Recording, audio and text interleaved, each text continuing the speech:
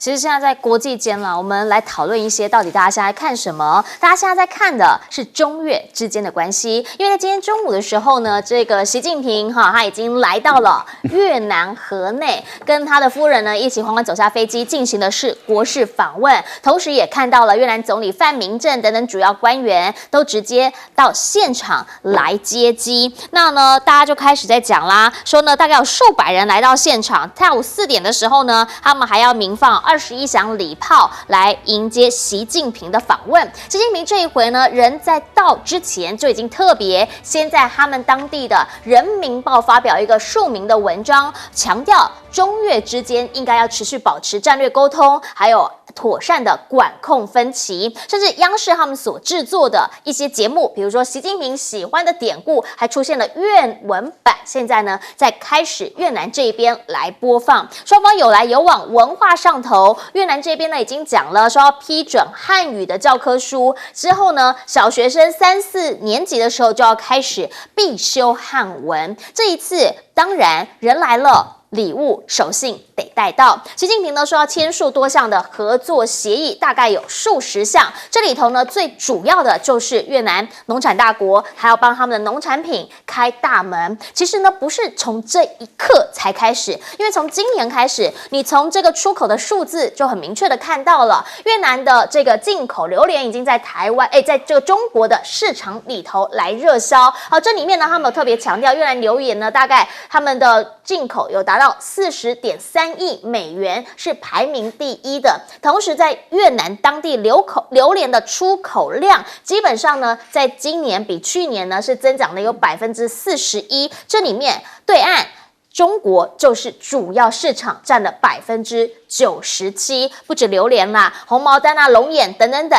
越来越多的水果贸易公司都已经在河口这边来成立一个贸易公司，然后说呢，这个中越的红河大桥每天数量的车次呢，已经来到了700辆左右，非常大的一个贸易量。那这一次呢，大家讲习近平来访，对比的是什么？刚刚拜登不是才刚走吗？那个时候还说要提升美越之间的伙伴关系。好，所以这一回大家就在讲了，美国是不是看到习近平来心里苦了？日本还刚来嘛，被打了一巴掌。好，最主要原因是因为在拜登来之前的阮富仲他表示不会让美国越过中国去，然后呢，先前在日本的人来之前呢，越南强调和中国是同志加兄弟，整个的布局上面最重要就是因为在地缘上，在经济上。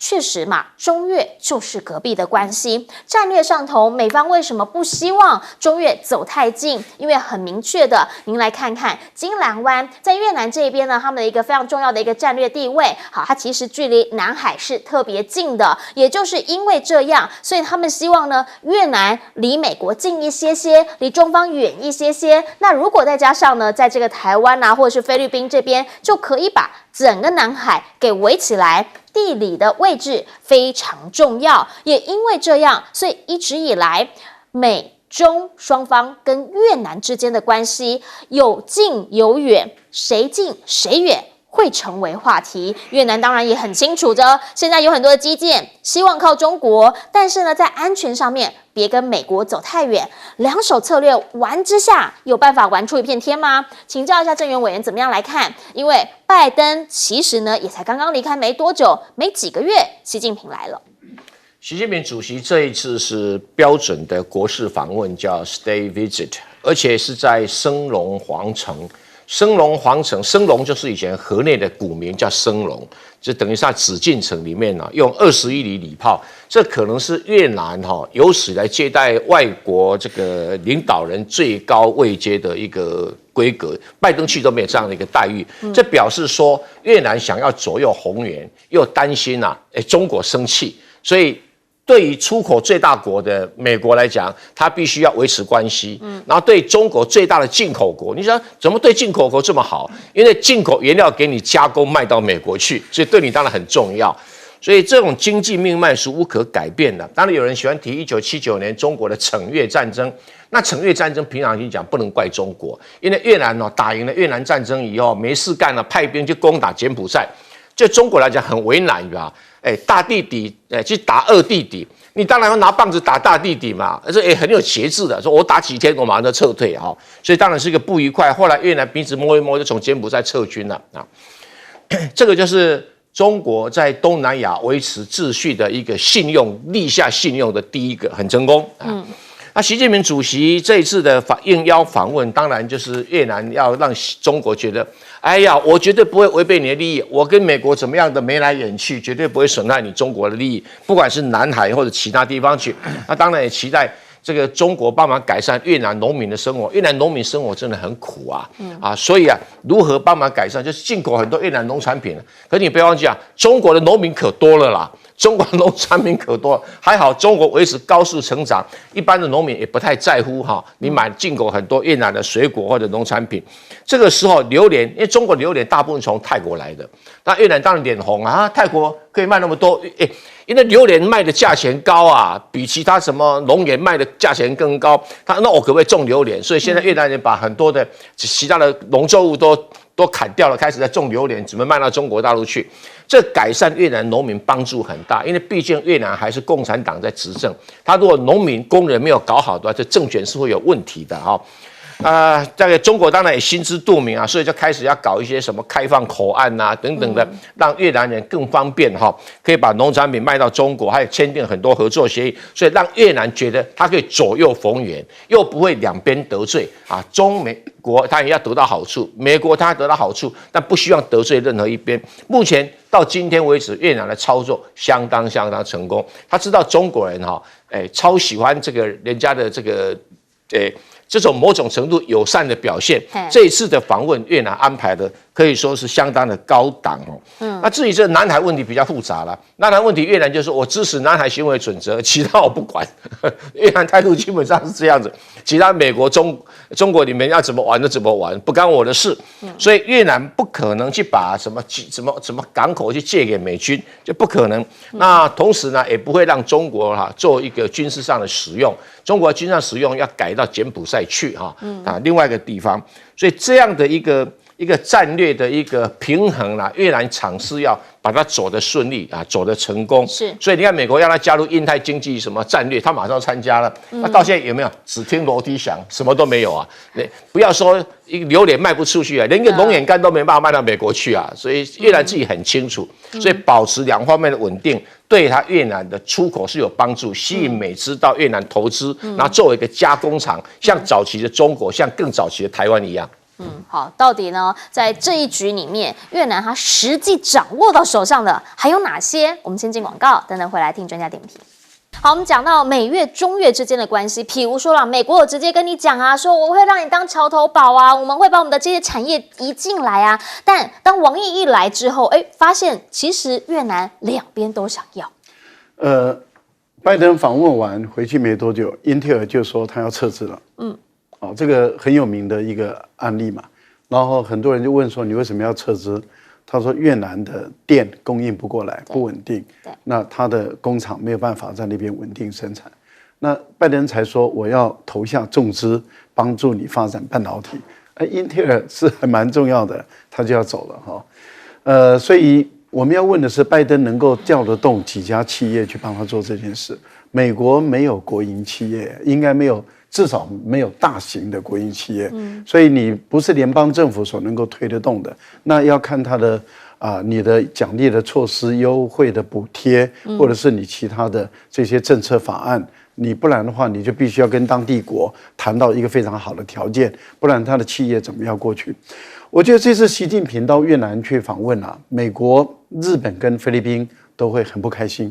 是尤其是看到越南对于习近平的访问用这么高规格，而且动员这么多的人，到机场接机的就400多人呢，这个我想史无前例不只是21响礼炮，已经是越南很少给外国元首这么高规格，而且你也看到旋风式的访问呢，因为今天到明天，明天就走了，是，而明天整天几乎都是软性的跟就是这个夫妻。很多的活动跟年轻人的这些活动，那美国拜登才刚刚下足马力然后日本接棒，日本还送了6艘这个海警船给越南。而且还要帮越南训练什么，然后还要开放更多的越南的劳工进入日本。结果呢，这个一次的访问，我想美国跟日本一看就知道他们要遏制中国的发展，又幻灭了。另外一个部分就是菲律宾了，菲律宾昨天才刚在闹而且在南海里面闹得很凶。习近平在出发前用中文跟越文，尤其是在越南的主流的媒体登了一篇文章，就是谈到要好好的管控南海的这个分歧。那这个部分里面就是有2个分歧都要管控好。我觉得就在已经谈到中越之间的关系要再往上走一台阶。现在中菲的关系不好的情形下，那中国大陆跟菲律宾这边进口的农产品一定会减少。越南趁这个机会填满、填饱、填好，这句话好像是有点朱立伦的讲话，他要做好、做满、做饱这样的一个讲话。但是我们听到了情况就是现在连燕窝都要卖了，不止榴莲，燕窝都要卖，这些都是高档的是这个会给越南带来很多的经济利益的。是我们先进一下广告，广告回来要请厉将军总结。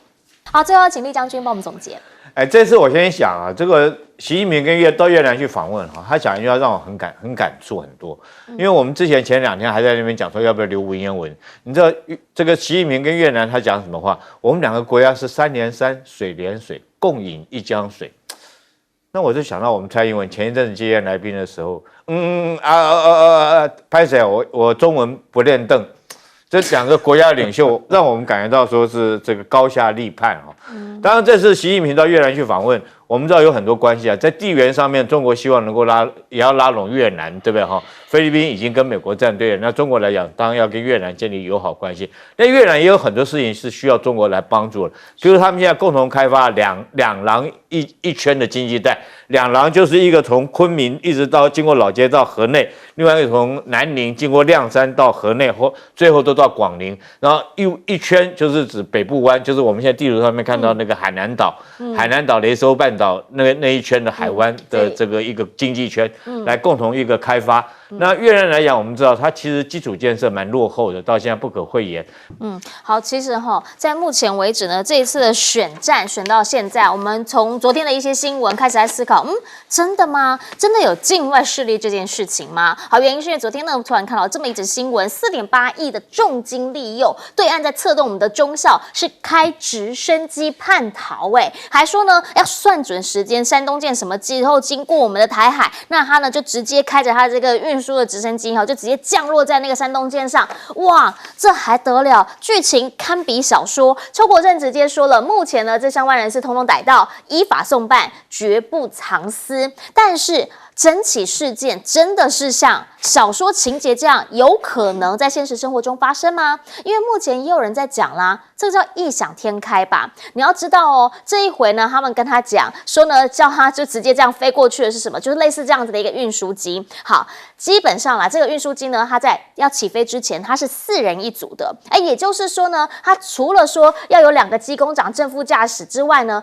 可能你这里面的这所有的人都会在同一个时间都在飞机上，都认同这个人他把飞机直接开到山东舰上，这是有难度的吧？其他3个人2个驾手1个绑脚，应该也有办法把他架离到那个驾驶座吧？这真的是有可能吗？甚至引擎都可以直接关掉，你觉得成功几率高还是低呢？而且也就在他们这个新闻爆出的这个时间点，刚刚好对岸的山东号呢就直接进到我们的台海里头，他告诉你国军呢有加强兵力来紧盯着他，说他是由北向南的穿越台海。大家就讲了，这样子的一个氛围真的让大家看到之后，你心里面会开始对于对岸的动作你会有所警戒，那也更加感受到那个紧张的气氛。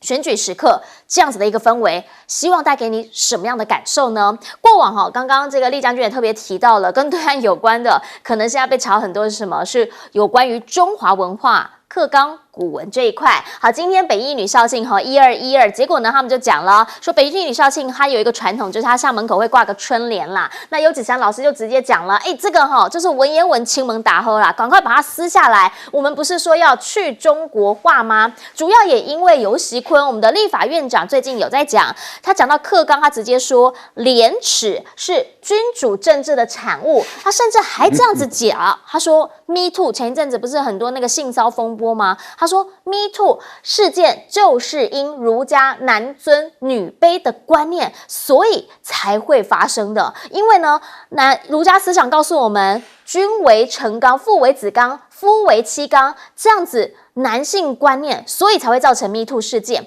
这一些呢，就是讲法让欧老师非常生气。今天呢，他在校门口这边接受媒体访问的时候，他直接讲了，他说：“我想请问，民主政治不需要廉耻吗？民主政治是不廉不耻的制度，那我们又何必要它呢？”而现在大家也在说了，说其实你讲古文这件事，基本上连日本人现在都在念古文了。他们的东京大学考试里面试题曝光，里面其实就有考到我们的古文文言文。大家想问的是，这样子的一个文学，你用文学的方式去看待它，那它到底问题在哪里？我们要真的到底是什么？要讨论的是什么？大家有搞清楚吗？像是这一位叫做馆长，馆长现在呢，他就想要直接的问黄捷了。我们想请问，当民意代表，你想做的到底是什么？是要为民喉舌，还是要抢眼球呢？先听听馆长原话。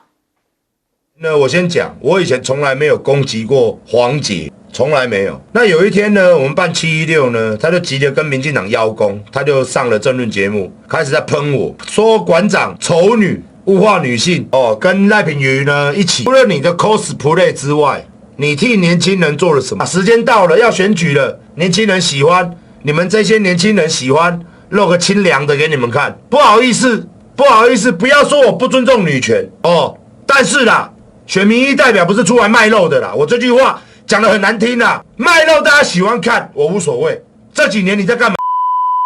时间到了，来，衣服脱一脱啊！我这样讲很难听，但是也很实际。你的政见是什么？你说你的政见是交通平权，民进党执政8年了，交通法规改的什么？民进党执政8年了，机车族税就是这么重，车就是这么贵，人民的痛苦你听见了吗？好，馆长也说他真的讲的不是很好听也真的讲的非常直接。他这样的讲法，当然也会有人认为很有争议点，比如说Freddy 林长佐他就直接讲了，说这样子的一个讲法就是父权的压迫，而且不尊重 cosplay 动漫文化。但与此同时，大家讲的是，如果说我们用同样的标准来看待的话，过往范云呢，对于这民众党柯文哲找空姐来跳这个热舞他其实不找空姐，就是跳热舞的人可能穿这个空姐相关的服装，然后结果就 IP 好啦。那现在他就讲啦，那如果是这样的话，黄捷 cosplay， 那这一回呢？到底你有没有出来讲话呢？大家问，到底有没有双标？双标存在吗？我们到底用什么样的一个标准来看待这些新闻，来看待我们目前在讨论的时事？回过头要请教一下郑源委员了，您怎么样来看？原因是因为就这么巧，山东舰刚经过，结果我们就知道这个新闻。其实它新闻发生的事情是在几个月之前，但现在可能查清楚了，所以告诉大家，对岸花4.8亿重金利用我们中校。这个问题有点的没有头没有尾，这新闻上讲说重金利用策动，就表示有接触但是没有成功另外的说密谋，那密谋就表示还在这个规划阶段，并没有实施然后又说，哎呀，这飞机上有很多人，只有他一个密谋就可以为什么到山东舰？如果要到就直接飞到福建，不是很近吗？所以这里面是疑云满天，我不客气讲了。真的是疑云满天，可能有些军方的人或许有这种的想法，但是是根据人家的日记呢、通信呢，也不太可能吧？军方通信那么简单，所以这个问题没来头的这样子爆出来，我是怀着高度的一个疑虑跟存疑。疑虑就是说，哎呦，我们的国军有这种问题那就很严重了。那怀疑就是说，怎么搞的？选举到了就开始玩这个游戏几个月前不晓得这个策动吗？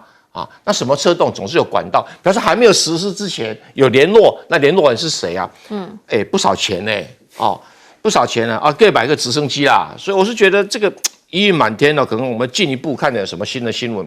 我比较有兴趣的是游锡堃院长啊，请问你那个东吴大学的政治学士是不是真的啊？我有点怀疑哦。是徐永明还是那个罗志正给你的？我有点怀疑哦。所以你是不是真的有东吴大学政治学学士，还是有人去帮你代课啊？我这里面纯粹不是 yes or no， 我纯粹质疑，对不对？因为民进党很多的政治的学历都假的吧？这个不要讲别人高居行政院副院长的这个郑某某，对不对？他的硕士假的，不稀奇啊。总统的博士学位都有问题啊，很多人在质疑你拿不出确定的证据啊，所以有人在质疑我的博士论文就公开出版啊，不信你去香港3年书店，全球卖得下叫，哇，你为什么不拿出来卖？中华民国总统的博士论文，你随便找出版社，有人不会帮你出版吗？你出版会卖不掉吗？至少你民进党党员有几十万人，你每一个一本，或者在造势场合来哦，民主论文跟民主香肠一样卖，也会卖得很好，帮民进党募款啊。总统，你为什么不做？而且你签名都要一本，还搞不好还可以卖4万块美金啊，对不对？竞标的。对啊，所以我们就怀疑嘛，我们怀疑不行吗？怀疑无罪嘛，对不对？好，所以而且他讲了一个，尤其是讲的经典啊，廉耻是民主政治的产物。我的老天爷，这什么逻辑啊？君主政治啊，君主政治，旧时代啦，旧时代，对，廉耻是君主政治的产物。那我同意啊，如果台湾的民主政治是真的是不知羞耻啊，抄论文也没事啊，泡妞也没事，这个车震也没事各种经典行为都出来了。那当然了，民主政治就是不知廉耻的政治，在民进党定义是这样子啊，好像跟西方国家不太一样哦。前几天日本有个大官下台啊，只是因为不小心跟某个知名女星稍微亲热一下。就马上下台，人家还没有上摩天轮嘞，所以我也不懂得说，民进党怎么走到这个地步啊？公然宣称廉耻是什么？是君主政治的产物，民主政治不需要廉耻，民主政治只需要民主跟人权，怎么不知廉耻都没有关系？哎呀，我是佩服了哈。不过这个民进党双标是这样子的哈。他们可以砍文言文，文言文高中本来有45篇，可以砍剩下15篇，15篇里面还包括什么孟子啊，这个论语啊，包括唐诗宋词都在15篇里面。人家呢，东京大学，少说东京大学也不比台湾大学差吧？东京大学入学考试要考国语，就是我们讲的国文啦，他们家考日本语哦，考什么？竟然考了2题都跟中国有关。第一题叫什么？滨松中纳言物语，讲的是唐朝留学生的故事。我当然对唐朝留学生的故事我不那么懂啊，典故是一种古代典故，文章是古代的日文。然后另外一篇考中国的《吕氏春秋》民用篇，直接拿出来问考生，请你解释，请你做文章申论。所以而且还讲什么？这么以绝殷夏之耻，什么叫殷夏？就还谈中国的商朝跟夏朝，我请问你，现在台湾的学生几个人懂得中国的夏朝跟商朝？日本东京大学文言文考试是这样考的，请问一下，民进党还有这个游锡堃，你知不知廉耻啊？是我们其实在整个讨论的过程当中，大家想要知道，就是在这样选举的时候，很多人讲话都会很直接、很辛辣。但是呢，想要请教厉将军的原因，是因为今天很多人在昨天看完新闻，受到很大的一个惊吓之后，今天开始讨论，听起来就是哪里怪啊？这真的有办法执行吗？真的跟写小说一样？我跟各位说，听到这种新闻真的是很痛心，尤其是当这个找一个不知名的飞官出来做这个澄清洗白的时候。我心里感到更痛心，为什么？因为这就代表军队里面不知道确实的觉悟跟检讨，就廉耻的耻，不晓得确实，只知道一再的遮蔽真相。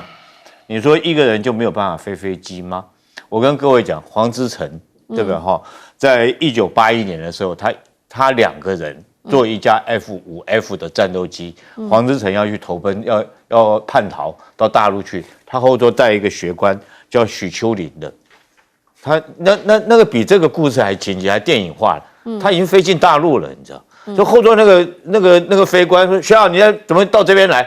他说：“我要去大陆，你跟我一起下去。”他说：“我不要，我老婆家里面跟小孩都在家里面，在台湾，我要回台湾，我不要跟你去。”他说你不要跟我去，那我可以无线电拿起来跟台湾的军方讲说，我现在把这个人弹射出去，在福建外海这坐标什么位置，你们派船来接他，然后飞机出海。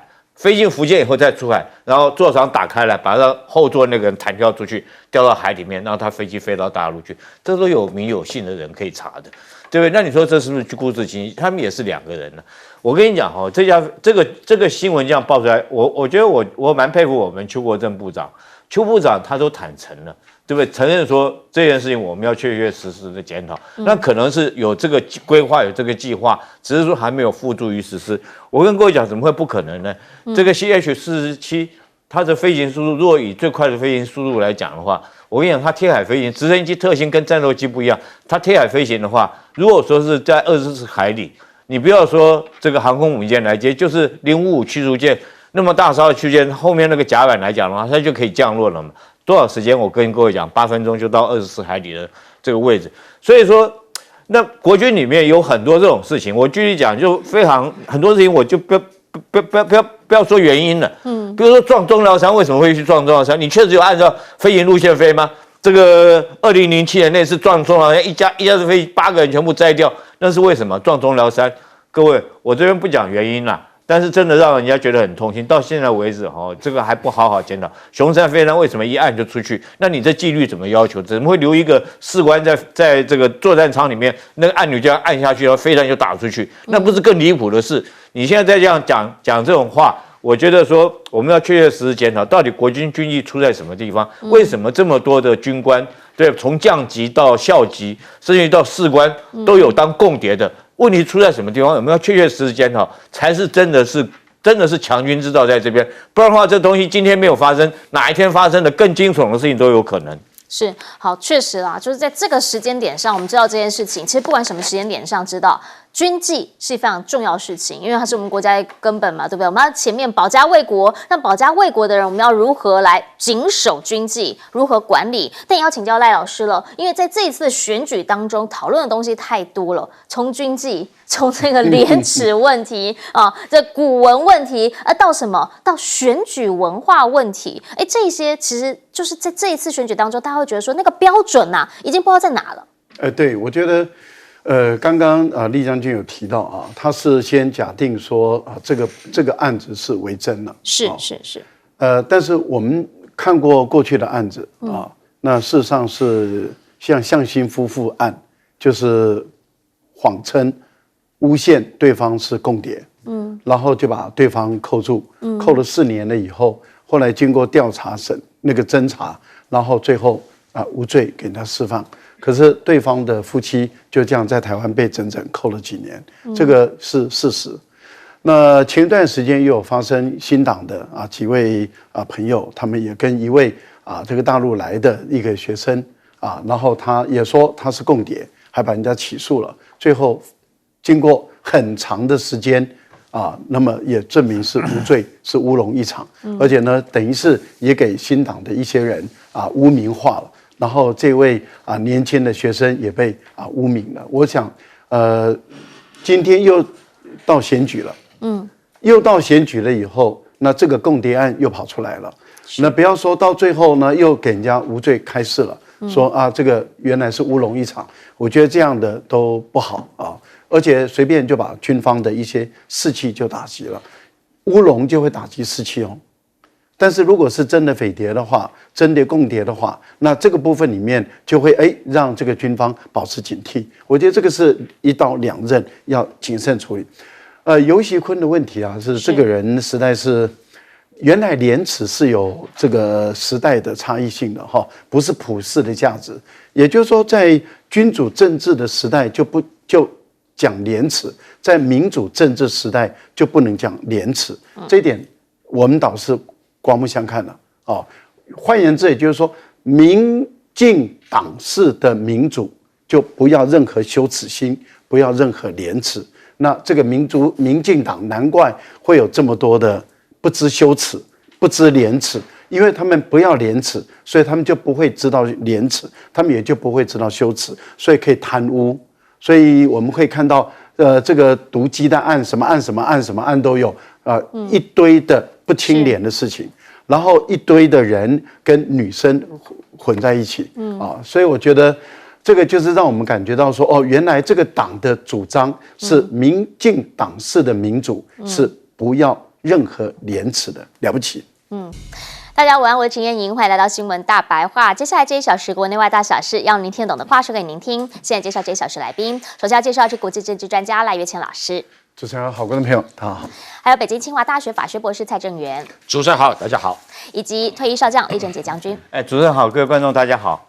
一开始要先带你来看到的是不是现在真的风向有在改变？好，来首先看到这个是到底昨天抽出来1、2、3，你抽哪一个？我其实呢在昨天一抽完签之后，就看到好多梗图啊，有什么妈祖比多少啊，什么开始又出现了。好，现在黄伟汉，我们的伟汉哥，他是在自己的听众的这个节目里头，他接听众call in，结果他说了，在7月13号，也就是当时在半年前将近。柯文哲8票，郭台铭1票，好，侯友宜是0票的哦。结果在昨天接call in的时候，哇，不得了了！今天上午的这个call in，侯友宜竟然变成6票，是第1名。那他强调了，当然这完全没有什么科学基础，就是请大家打进来。那可能呢没有办法代表民调，没有办法预测最后选举结果，但是是不是也感受出了一个？因为听伟汉哥的可能比较多在野的这些非绿群众嘛，是不是也代表了某部分的民意？好，为什么会这样说？因为带你来看到最新的美丽岛电子报他们的所做民调，看到呢从85波到今天出来的87波，你就会发现了民进党的这个部分，赖萧配从40.5%到今天最新一个呢是35.1%。换句话说呢，这几天的时间，它就已经下滑了5.4的民调。哇，短短这么多天5.4，那其实这个幅度是差蛮大的。到底是什么样的原因造成这么大的一个民调变化？其实在选战的最后，每一分一毫都要锱铢必较，都要找出关键，我们协助他，帮忙他找最近发生什么事情。最多的可能就是万里老家的争议了，好，赖清德数度哽咽。现在呢你也会看到一些梗图啦，说呢这个老家是违建哦，这错误消息请勿分享传播。那个时候呢他不是一直在讲吗？讲说他们的老家是登记在亲戚名下，结果呢后来发现不是亲戚，也算亲戚啦，就他儿子嘛，亲生儿子，就他儿子的名下。那后来呢他又告诉我们有缴税，但新北税捐处这边就说确实就是没有过你的房屋税缴纳记录。大家会开始在问这一些争议，加上总统呢谈到了家就想到了妈妈，数度落泪，是不是给大家一种比较不一样的感受，会造成这样的一个民调浮动呢？另一件事情则是赖萧配的萧美琴。好，萧美琴最近她的国籍争议一再的被拿出来询问，问的就是她先前在自传里头她自己是怎么样陈述的。她说呢，她是只有美国籍，当时白纸黑字写下了。现在大家在问她的时候，她说相关机关已经审核，我是架杠的台湾人。同时她也强调确实啦，户籍国籍很多人容易混淆。好，可是到目前为止，有没有更多的一个证据可以告诉我们，确实就是这样呢？这件事情让很多人开始会有一些质疑了。毕竟当年你要选立委的时候，你是这样讲的，现在呢跟当年讲的有出入，真的只是国籍户籍的混淆吗？沈富雄沈大佬就直接讲了，说这个争议可大可小，要大的话可能会酿成暴动。好，他还替他捏一把冷汗。最主要原因是他也讲过，说大家现在呢就看到他以前讲说他只有美国国籍，所以如果是真的的话，哇，那这事情是会引起暴动，是连想都不敢想的事情的。大佬讲的是什么？是当你呢如果是真的，比如说你当选之后你之前真的有这样子的一个争议，会不会让大家有所谓的得位不正这样子的一个想法呢？这一些包括什么？包括当年319的时候，也曾经呢因为一些争议的事件，让民众对于这个选举的结果有不同的想法。那大家现在开始在思考的是，有些话选前是不是干脆白纸黑字证据拿出来把它给说清楚来？还有一个是也可能会影响到民调的，就是最近柯文哲一直打的赖清德你到底是不是台独金孙这件事情。陈文健呢昨天就爆料了，他说其实啦，他当年讲说自己是台独务实的台独工作者，下面应该还有一句话，而那句话呢就是施明德他在当民进党党主席的时候，就已经先帮大家讲的，叫做民进党不必也不会宣布台独。他就说了，其实当时施明德这句话被民进党里面骂翻了，但现在看起来，你们不每一个人都照着他讲的做吗？不就是帮你们所有的人在解套吗？那现在你又应该要怎么讲呢？网络上开始在问了，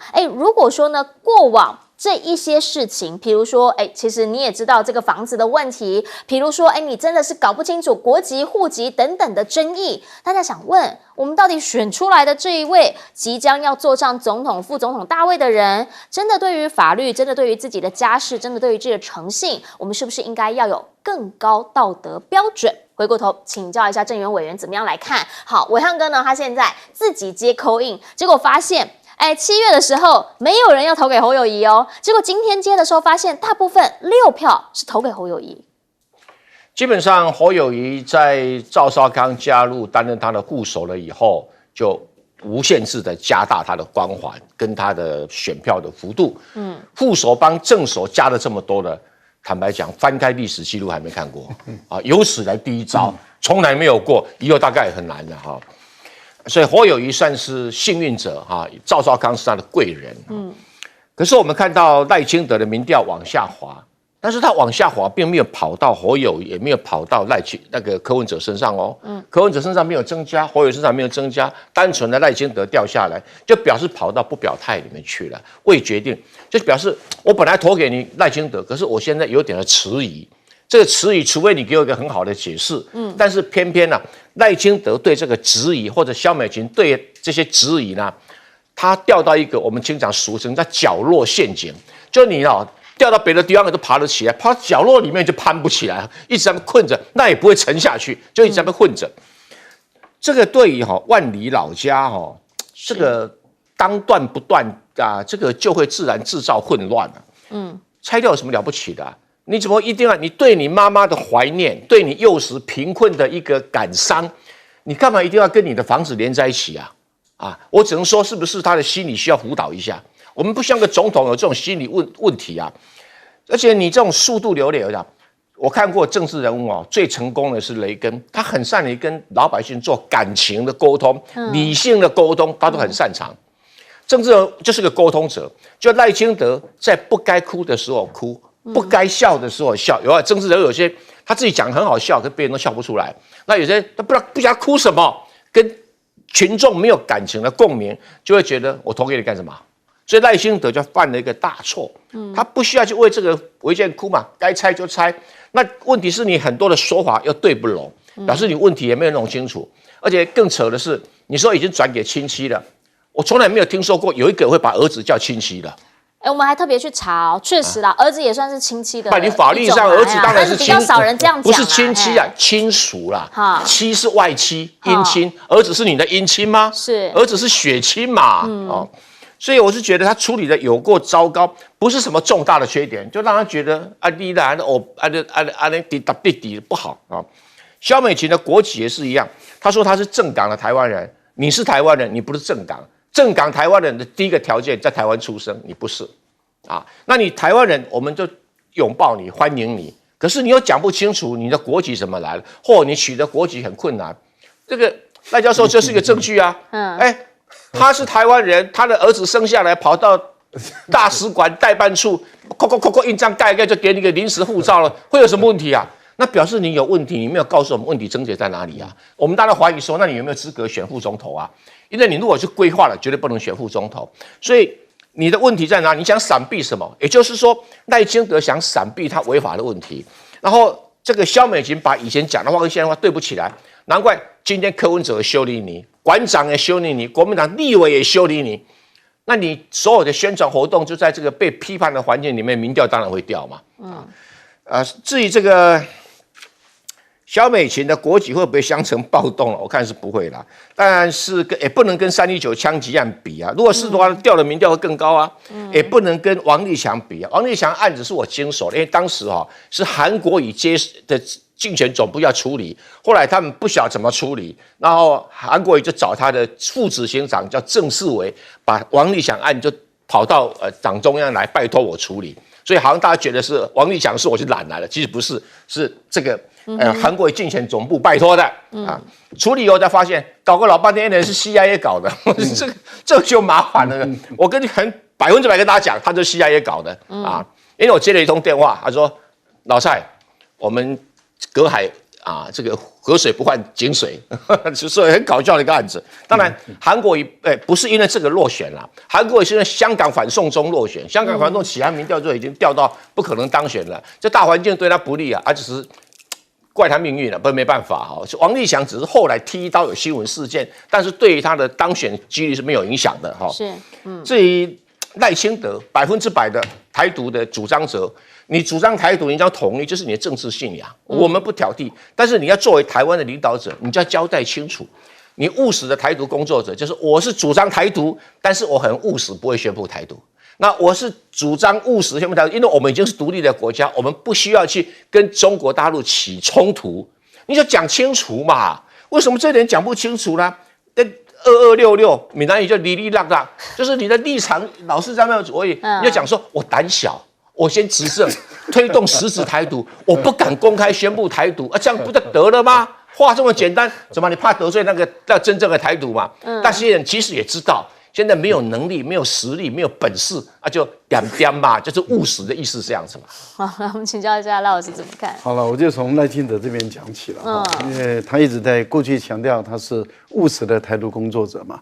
然后他又被称为台独的金孙嘛，然后他现在根本不敢宣布，也不敢主张台独，不要说宣布了，他现在是连主张都不敢，所以柯文哲就直接骂他嘛，你是台独的龟孙子嘛，这句话当然是有人身攻击的嫌疑了哈，但是问题是他真的认怂了，就是说没有勇气，在选前的时候就大大方方的告诉他的支持者说，我就是主张台独。我就是台独万岁，我就是台独的务实工作者。他已经不敢，没有勇气，没有胆量，他认怂了，所以他闭口到现在不讲他主张台独嘛。那所以被柯文哲骂他是龟孙子，那也合理了哈。这一点我想没办法狡赖的。不过我不太理解的地方是在于哪里呢？就是说他的那一栋违建的房子，给了儿子，那现在已经被证明是违建。那违建，按照其他的候选人或者他们的家人，例如说柯文哲的妈妈，妈妈还不是柯文哲本人是妈妈而且应该从来没有过户给他儿子柯文哲，妈妈都把他拆了，而你赖清德是你的房子，你给你儿子，那这样子情形下的时候，你宁可冒的。把这个邻居都拖下水，然后整个都被拆掉的风险，你也不愿意自己就把它拆了，因为如果被举报到最后，如果真的都要拆，是整片都拆的话，你等于是因为你而让所有的邻居都全部都被房子拆了，而你的邻居生活并不过得好只有你过得好你跟你的儿子过得很好，但是你的邻居的生活并没有很好，可是你却有可能把你的邻居都拖下水，然后他们最后都被拆掉。坦白说，这情何以堪？这个就已经不是法律的问题了，这是道德的问题，这是道义讲不讲义气的问题。那你不能够是一个政治人物，可是却不讲道德不把道德拉到一个高度。却讲最低道德的标准，就是法律的标准，说法律该拆就拆嘛。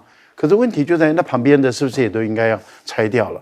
一旦是如此的话，那你让旁边的这些邻居他们情何以堪？他就因为你这样子搞，然后觉得我们的房子都被拆。最后一个我不太了解萧美琴了，为什么？为什么说我不太了解萧美琴呢？爸爸是中华民国国籍，妈妈是美国人，可是他从来没有申请中华民国国籍。他说他从出生一直到台湾读书，然后到当选立法委员之前，他都是美国人。所以他从出生一直到他拿到立委的证书之前，他都是美国人的时候，那我们要问的是，他爸爸为什么不让他有中华民国国籍？那他自己为什么不跟他爸爸说，我既然都在台湾读小学，读中学，我为什么不能拥有中华民国国籍？我为什么不能拥有？我为什么一直要用美国人的身份在台湾读书？我觉得这一点上你也应该跟大家讲清楚嘛。那你自己都说了你是美国人的情形下的时候，你说你当时的记忆或是什么有若干20年了，你都不修正，你也很难跟人家解释嘛。所以我觉得到今天为止就认错就好了嘛，认错有那么难吗？